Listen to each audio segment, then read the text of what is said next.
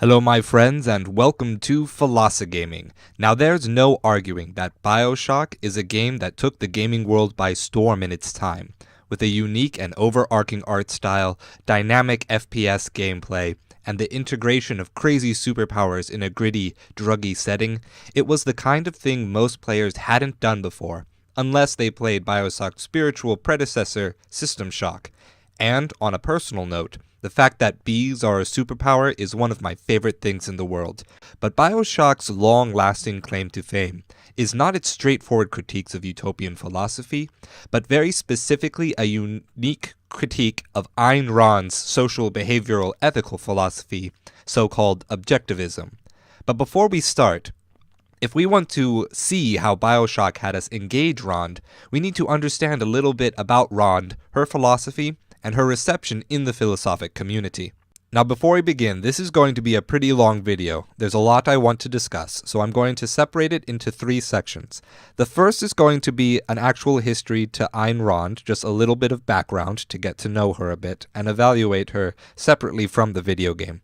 The second section is going to be some history of BioSHOCK so that we're all on the same page as to what led up to the game. And the third is going to be BioSHOCK's engagement with the philosophy. If you're already pretty knowledgeable on the first 2 sections, go ahead and skip to the third. I'll see you there.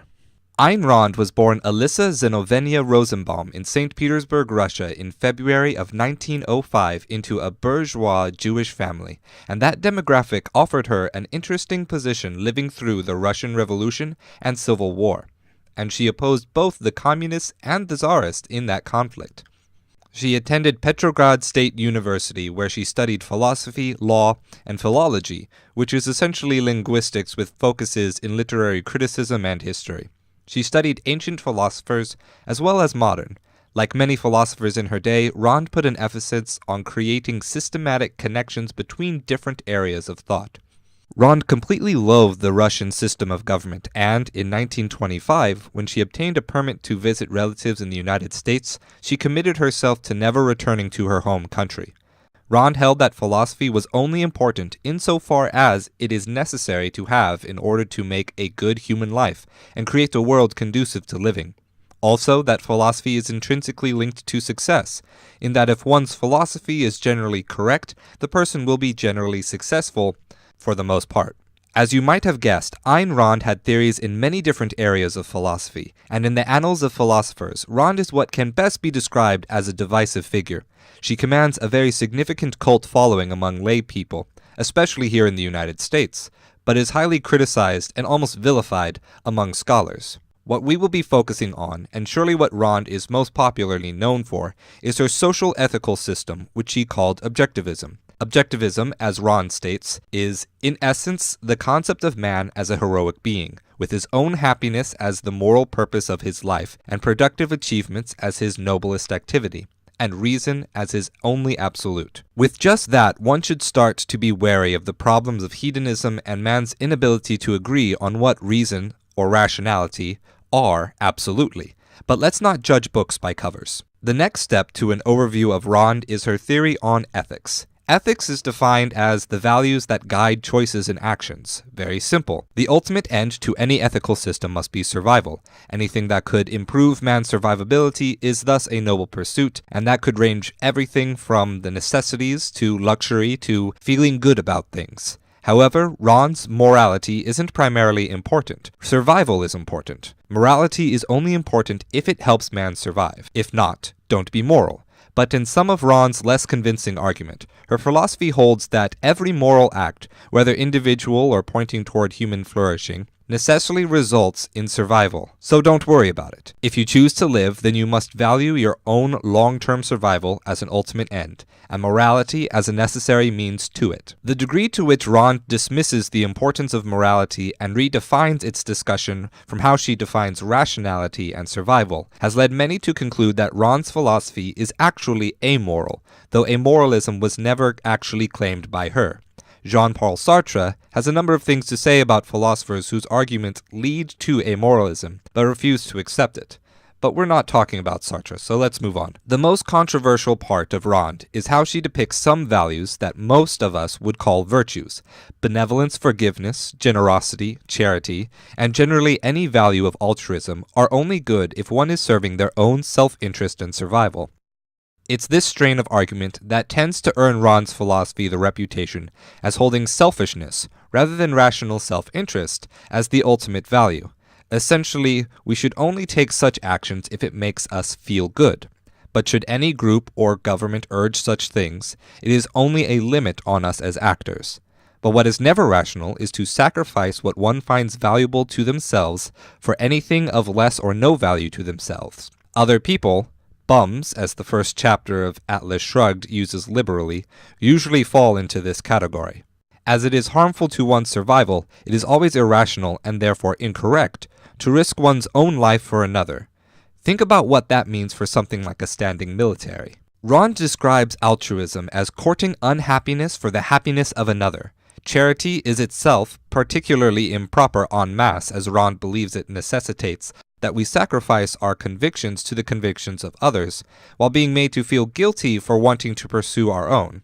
To Rand, charity, in the traditional sense, motivates imperialism, dictatorships, as well as laziness and entitlement on the part of those who don't contribute to society, while harming those who do. It can be said that this part of Rand's philosophy is a very extreme version of the "those who do not work do not eat" principle, and is likely a reaction against the ideals fostered in a communist state. Rand does, however, hold that charity itself is a virtue, and we'll discuss that a little more in a little bit. This expression of altruism has earned Rand's philosophy the reputation of being very elitist among its critics. While those who feel overburdened by their responsibilities to others feel a sense of relief from the guilt felt in pursuing their interests, critics point to a gross oversimplification of altruism and other ethical philosophies under umbrella of abject sacrifice. Critics point to how her philosophy reasonably ignores the challenges faced by the elderly, the handicapped, and the disenfranchised in society, that it makes no room for people's duties toward rearing children while denying systems of personal or governmental charity that could fill that role. And Rand defends, rather weakly, in my opinion, that as long as two men are following rationality qua survival of the individual, then giving what the other merits will never impede one's own self-interests, though the definition of merit seems to heavy-handedly exclude what many people see as common sensibility, giving them no place in society. Let's take charity as an example here. When talking with a Randian on Twitter, they provided me with the definition of charity. They used Oxford's "the voluntary giving of help, typically in the form of money, to those in need." Rand called charity one of the virtues, but not a major one, so she put some limits on doing charity. First, it must be the person's choice. They mustn't be forced into charity. Well, the definition already states voluntary, so nothing new there. She says that one should never make sacrifices, surrendering something of value to oneself for the sake of something less or of no value to oneself. So let's apply that rule to charity. To do charity, one must provide a need to someone else. So let's say I have a bottle of water, and the person in front of me is dying from dehydration. I assume I want the water, why else would I have it? And let's assume I feel nothing good from giving it away. But charity is a virtue, so I'll give it to him, but I must receive some benefit in return.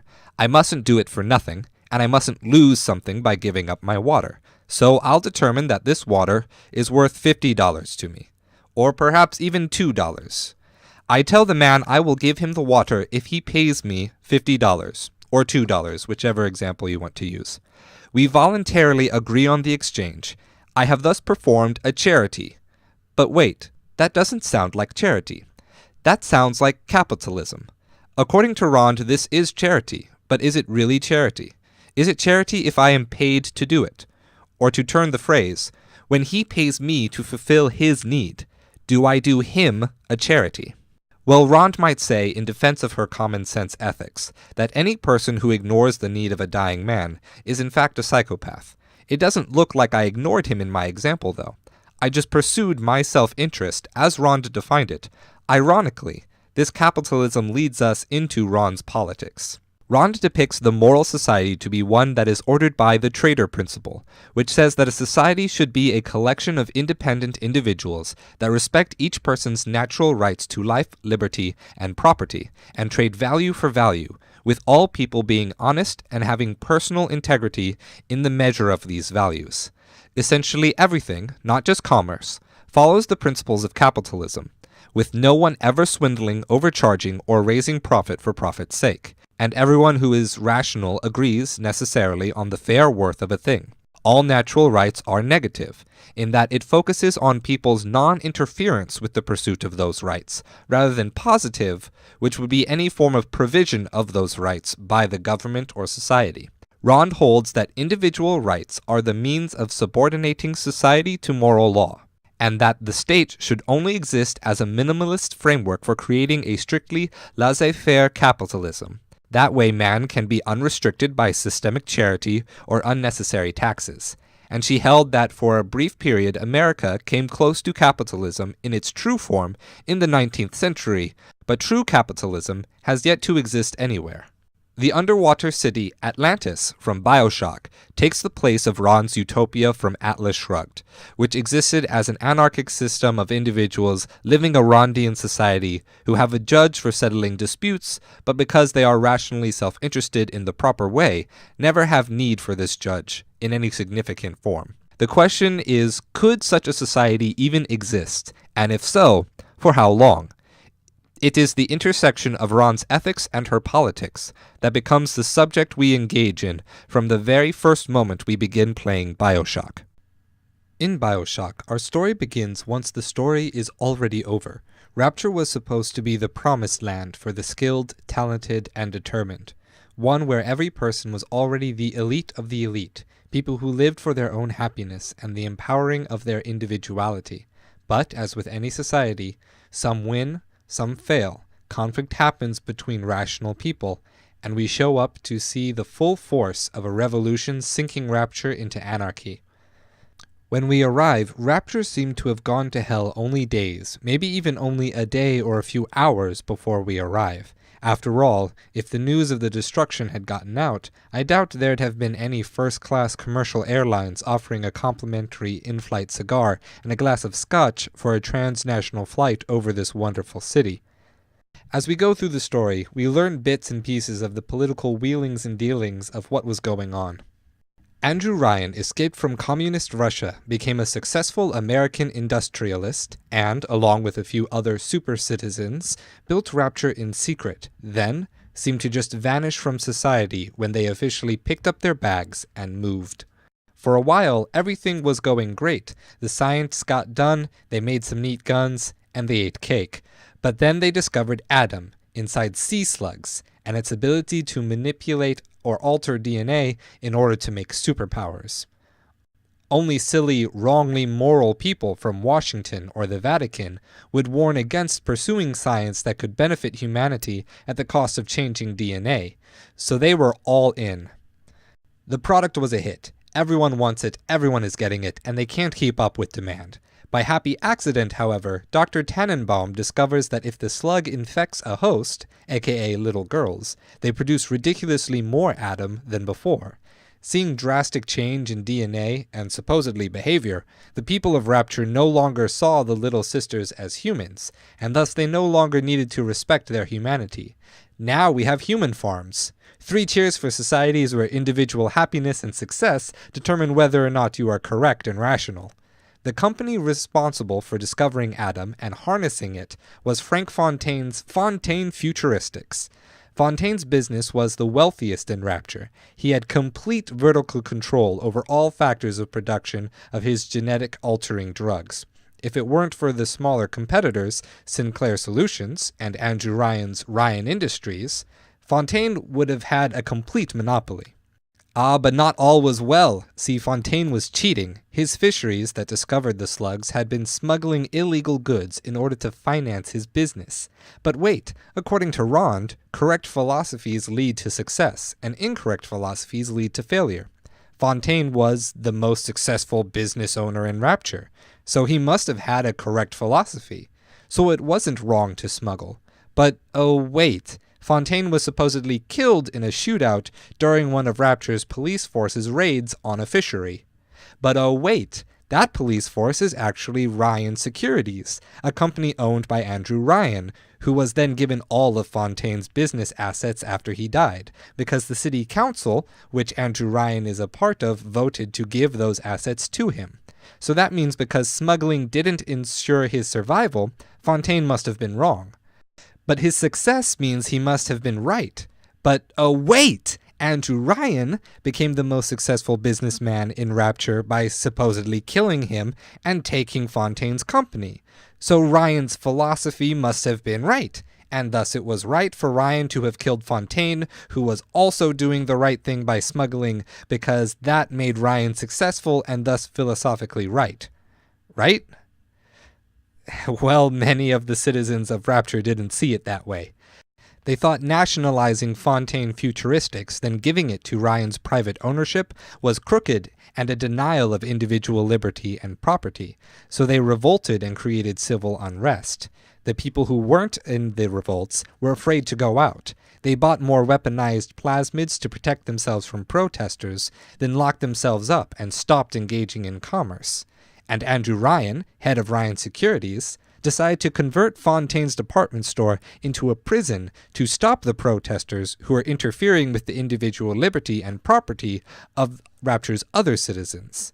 By New Year's Eve, 1958, only 7 years after Rapture was completed, they had a full-scale civil war. All Rondians, all fighting for what they saw as the protection of their individual liberty and property from those who oppressed it. While racing through Rapture, the player not only gets to learn of the city's collapse, but also encounters unique and successful citizens of Rapture through finding discarded audio recordings along the way. The player gets to see bright-eyed idealists working only toward their own happiness, their own sense of accomplishment and productive work, without any limiters of systems of morality that say that those things are not the only worthy considerations. And the player also gets to see these same people fall into the natural conclusions of their work, and that is their work eventually consuming them. But what about the player? Knowing that our society was so far-flung from what Rapture eventually became, how did BioShock get us to engage with this world and learn its reasons? Now let's get down to the details of how BioShock engaged Ron's philosophy. When we think of games that try to engage morality, what comes to mind first? For most, the answer is choice. You have the obviously good choice and the obviously bad choice, and they either slightly vary the story, or that character that unfolds, or create a completely opposite storyline entirely. A good example of how these choice systems usually work is the game Infamous, or any of its sequels. But BioShock goes with a completely different direction. First, BioShock gives us a drastically different character to play as. Other games that engage moral choice will go with characters that are essentially blank, like in the Elder Scrolls and Fallout, so that the player has freedom of choice without cognitive narrative dissonance. Craft whatever character you want, see a bunch of outcomes, and have a ton of scenarios. Or they will go with establishing characters with their own personalities, and things they value, but not an established code of ethics. This can be seen in games like the Infamous series, which, come to think of it, I should do an episode for since it has a pretty interesting way of expressing fatalism. BioShock, on the other hand, puts you in the head of a character that already has his mind made up, has completely figured out what the best way for himself and the world to be is, and he's decided that Rond is where it's at. The very first line of the game is our character's internal soliloquy. He says,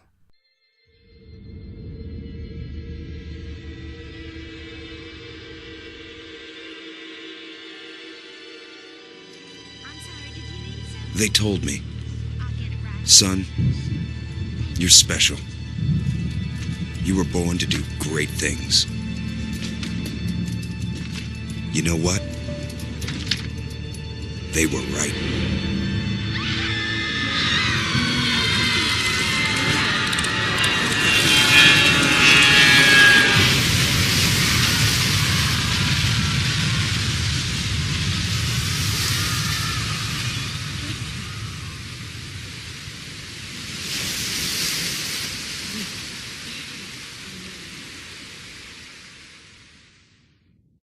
Essentially, the game developers decided, yeah, we're going to let you control this guy, but you players are going to see his world, a Rondian world, play out, not yours when fate happens to crash your plane right on top of this hidden underwater city.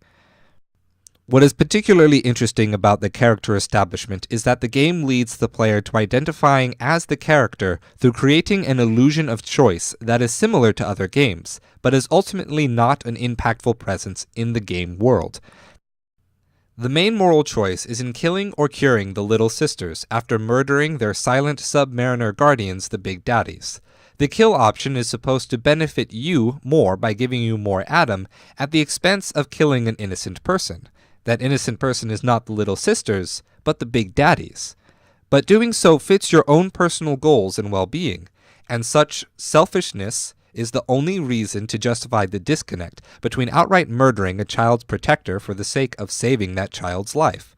To cure her is supposedly to be self-sacrificing, selflessness, that is harmful to the character in the mind of the player, in the short term. Because after curing enough Little Sisters, you get a bonus of Adam that evens it out in the long run, perhaps to point out the benefits of benevolence that aren't immediately recognizable to those who find this version of self-interest as a positive value. The long-run bonus, however, makes the difference of choice irrelevant to the story in the long run, because when you first make these choices, you are completely unaware of the future benefits. In the end, your character is still performing the act of initiating aggression at a person whose only mission is to protect children from a world gone to hell. You could choose not to fight them and not get any powers, but you won't make it far through the game. In fact, you'll die right there, actually. In other words, our character is entering this apocalyptic world in pursuit of his lofty goals. He thinks of himself as objectively greater than all those people he left behind, who let themselves be limited by government, charity, and wrong morality.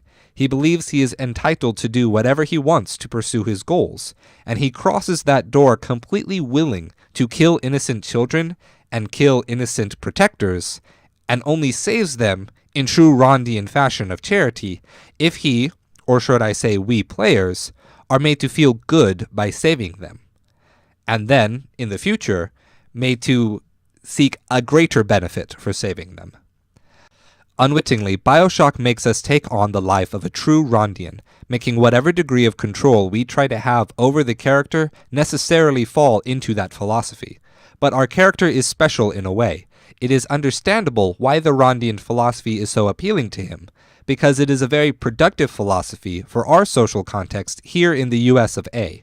But the character isn't living a Rond philosophy in the United States. He is entering the nation Rond envisioned, taken to its logical end. What we must see about BioShock's criticism is that the setting puts Rond society through the greatest test imaginable for any model of social order or utopia. It takes the structures of the society and exposes them to true anarchy, mob rule, and despotism. And the particular genius was in getting to that point by letting all of its characters live Ron's ideals 100% until they finally hit that wall that forces some of Ron's ideals and optimisms to conflict.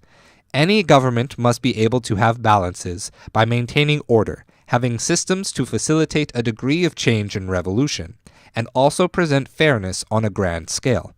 In other words, society must account for the others. There must be children for the next generation, and people to raise them and educate them. For every lofty idealist with a new idea to change technology, mathematics, industry, etc., there is manpower making it happen, systems and logistics that need solutions and innovations. There must be ways to care for the people who have already given their lifetime of work and have thus earned their place in society. In fact, there are so many considerations to make that the Society from Atlas Shrugged, where all of the so-called best people of society decide to leave and do their own thing without restriction or duties to others, is far beyond unlikely. It's irrational. In my opinion, the model that BioShock employed was extremely effective for a game looking to shine a critical light on ideas that lots of people take for granted. There are many social philosophies out that make the claim that if only we did X, Y, and Z, all of our problems would be solved. But in pursuit of such claims, these philosophies tend to fill themselves with ad hoc explanations for things that their perfect systems couldn't account for. It is a foolish rule that has no exceptions, but a rule that always needs exceptions is just as foolish. A good ethical philosophy isn't one that merely says what specific things must be done or should be valued, but creates a framework by which we can actively evaluate that for ourselves, and together as a community, fluidly tackle new problems as they arrive and in their time. It is because of this ability that philosophic schools like utilitarianism and Kantian philosophy have lasted for so long, and are able to use the insights of other philosophic perspectives to inform them. The strength of the scientific branch of philosophizing is that it seeks to create the tools for finding truth, not in asserting that their understanding of science creates one, undeniable truth for all. As you might guess, I'm not exactly a fan of objectivism or Ayn Rand. Rand popularized her ideas in fiction first and foremost. That creates problems for scholarship.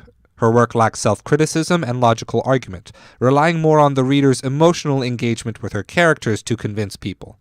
Being fiction, readers can draw their own conclusion about what Rand means, making asserting Rand thinks blank or Rand thinks this to any given person a challenge. Once she got critical attention, she continued to defend against criticisms with ad hoc arguments in articles and interviews and responses to fans, but didn't reconcile these answers with views expressed in her fiction. But she maintained that it was there. It was years after Atlas Shrugged when we finally got something that appears to be a philosophic text, but she got there through fame, not through proving herself to the philosophic community. How would we receive a scientist who got their fame for writing stories, not for proving themselves to the scientific community, and then try to tell us that all Euclidean geometry is useless? Should we receive a philosopher who claimed all of her philosophy is based in science in the same way? I also loathe her depiction of the concept of rationality. By claiming that her philosophy comes from pure fact and rationality, from science, and then any rational actor will inevitably lead to her own conclusions, this gives her followers an excuse to end discussion. Rand has the facts. Agreeing with Rand means you're rational. Thus, if you don't agree with Rand, then you are irrational. If you are irrational, then Randians have no reason to keep talking to you. You are a lost cause. You are not one of the Atlases, so it is fair to shrug you off. Anyone who criticizes Rand will hear one sentence first. Have you ever read Rand? And if you say yes, but still disagree, they will say, you don't understand Rand. Quicker to question you than they are to hear your argument, and quick to drop the conversation when you present counter-arguments. And yes, this is an overgeneralization, I admit that. But having talked to dozens of Randians, I have yet to hear one person break this mold, so my bias has been firmly established in my experience. I even had one person say I couldn't understand Rand from only reading summations of her work, then immediately provided me with a summation of Rand's philosophy written by an unashamed Rand supporter. A degree of hypocrisy in that. Her work does have academic merit, but the means she employed in crafting it and expressing it made it fall into traps of self-contradiction and enough ad hoc explanations that it soon got to the point where it stopped prescribing any sort of change or means of evaluation and just became a statement of saying, everything just is the way it is, and here is my hermeneutical lens. I think the best overall criticism of Rand's philosophy, however, is summed up well in this quote. It attempts to deny ourselves a desire to nurture and empathize with other human beings by placing ourselves at the center of our own interests, to the exclusion of everyone else in our larger society. However, I do believe Rand has many views that are worth entertaining to inform our own views, and I'm not going to claim that BioShock perfectly tackled Rand at every turn. In this video, I only covered the means BioShock employed to engaging with Rand's philosophy. So in the comments below, let's discuss where BioShock failed or succeeded in addressing some points of Rand's objectivism, or share with us your experience playing BioShock. Were there any moments you felt true weight in the process of making a choice? Or share anything else you'd like. Thank you for watching, everyone. Feel free to share your thoughts in the box below on any topic. Like and subscribe if you'd like to see more in the future, and if there's any game or topic you'd like to see featured in a future episode, let me know. And I look forward to you joining us for the next discussion.